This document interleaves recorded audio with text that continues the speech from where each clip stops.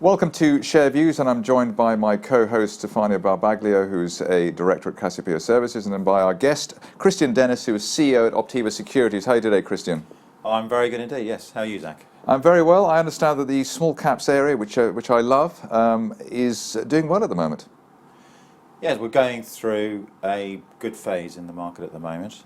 As we know, most of the indexes are at or close to their high, and that has started to filter down into the smaller cap arena. So we're a company that specialises in working with smaller companies. So we have seen quite a good increase in activity, which is excellent.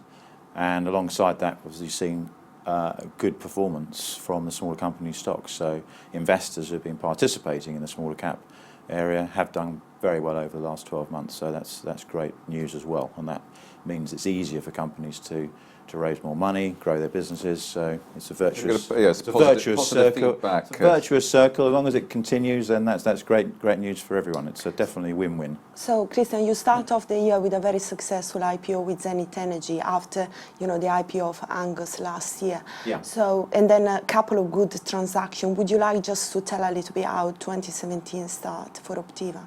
Yeah. Well, you're right. We floated. There was the second company to float on the stock market, Zenith Energy. We've been working with Zenith for nearly 2 years. The company has acquired onshore fields in Azerbaijan with something approaching 76 million barrels of recoverable oil. It's a very small company. For them to acquire their 4 onshore fields with those types of resources, with existing production and the potential to actually grow production through a workover program and then actually new drilling over the next year or two. It's a fantastic opportunity. The company's still only got a modest market cap of around 12 million. It's generating positive cash flow from its Azerbaijan operations, and we think that's going to increase. So the company came on at 7 pence. It's trading today 11.5 to 12p. Yeah. We're waiting for news on the workover programs. Hopefully that's going to be good news, and we're going to see a nice progression for investors. So that's a good start for us. We've also brought on a company called Emerson onto the standard market. That was our second IPO this year. We've raised money for Edenville, which is a company developing coal assets in Tanzania. We've raised money for TLOU Energy, which is a company we like a lot, which is developing CBM assets in Botswana. And they're on track to be the first company in southern Africa to have producing coal bed methane gas production. So that's an exciting story, and that's an exciting story on a number of fronts. Clean energy in southern Africa. There's so much coal production going on there. To be able to substitute that with other forms of energy like gas, like solar, is great. So to be a part of that is good for us. I'm also involved with a company called ECR Minerals. Yeah, we would like to understand what's going on there. You like that? Well, we can't say a huge amount about what's going on there at the moment. I came in last year, we did a restructuring of the company, changed the board, refocused, had a look at the existing assets and see where the potential for those are. At the same time, we've announced to the market that a Chinese investment group is looking to take a 29.9% interest in the company. That's in the process of being finalised at the moment. That's great news for ECR. It means that as they develop, they've got supportive shareholders there now who can help fund the group's development. So it's a relatively small company, but with a good board, good backing from investors, we think they've got a very good future. So it looks like you have quite a lot of connection in Asia in terms of investor and also company working there. Yeah. Is that a background from Optiva as a firm, or use your personal? I've got very good connections in Indonesia. And in Asia generally. One of my colleagues, Vishal, is from Malaysia originally, so we have good connections in Malaysia. One of our other companies, Upland Resources, one of the major investors in that are Malaysian, and also very, very supportive. And that is an area of the world where we see potential long-term growth. So Optiva wants to be part of that. So Southeast Asia, China are all areas that we're very interested in. It just seems to me that private investors are always urged to do their own research. Yeah. And maybe the edge that you have is the diligence with which you research and screen companies who come to you or are looking for investors. Is that absolutely? I mean, the first thing we do when a company comes to see us is we start to do serious due diligence on that company. And it's only when we're absolutely, as much as we can be, sure that the company's business plan stacks up, then we'll look to take them on and potentially work with them on helping them develop their business. We want to protect our investors as much as possible, so we want to take out as much risk as we can up front. So when we present those investment opportunities to the investor, there's a lot of screening already been done, and they've got the best chance possible to make money from smaller companies, emerging companies. Right, and the market's already been, the first quarter, as we mentioned, it's on fire. I can say it as a colloquial expression. Yeah. How easy is it now going to be for the rest of the year to consolidate that and maybe find the new opportunities when the low-hanging fruit has already been picked, or maybe it may have been picked? Yeah, that's a good question.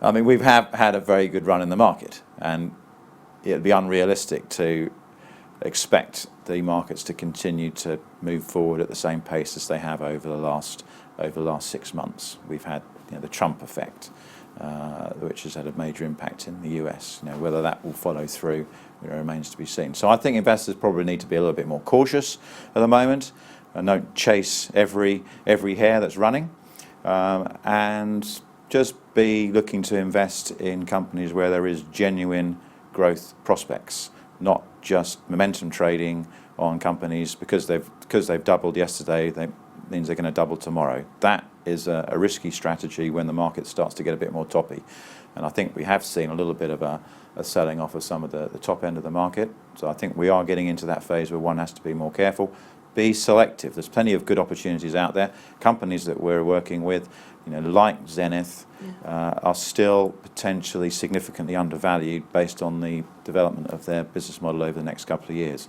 Asiamet Resources, another company developing a 25,000 tonne a year copper mine. Well, that's $150 million of revenue. They'll generate $50 million potentially in annual cash flow. That company's still got a market cap of just over $30 million today. These are companies that are still represent good value for longer term investors. Is anything else that hot, new that you are working on at the moment? Well, we are just starting to work with a graphite company. We like graphite. I mean, there's more graphite goes into a lithium-ion battery than lithium, so people don't realise that. And large flake graphite goes into the electric car industry. It goes into the electronics industry, and the demand growth for graphite is for large flake graphite is excellent over the next few years. For lithium-ion batteries, you're looking at 30% compound annual growth rate in demand for the next 10 years. So we do like graphite. We just started to work with a company called Tirupati Resources, which has got a graphite project in Madagascar. They're looking for financing to put a 12,000 tonne plant into production. It's modular. It can go from 12,000 to 24 to 36, depending on if they've got enough resources to support that. That would take their EBITDA from $5 million at 12,000 tonnes to $15 million at 36,000 tonnes. We're raising money for them at the moment in London, doing a pre-IPO and then doing a listing, and the valuations are being worked out at the moment, but we're probably looking at valuations of around $5 to $10 million for the company. So trading at less than 1 times long-term EBITDA. So that company we like a lot. Very good management team. It's an Indian management team. They've been in graphite for 40 years, mining, processing, and marketing. So they know what they're doing.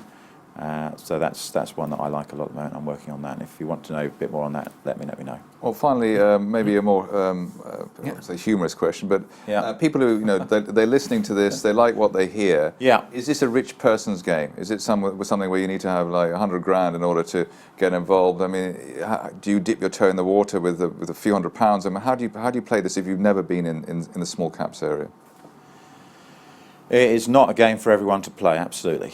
And we are very selective about how we take on clients. If you're dealing in individual equities that are high risk, you have to be able to understand the upside and the downside. So we talk to investors very carefully before we take them on to make sure that they have the financial capability to wear any losses that might happen.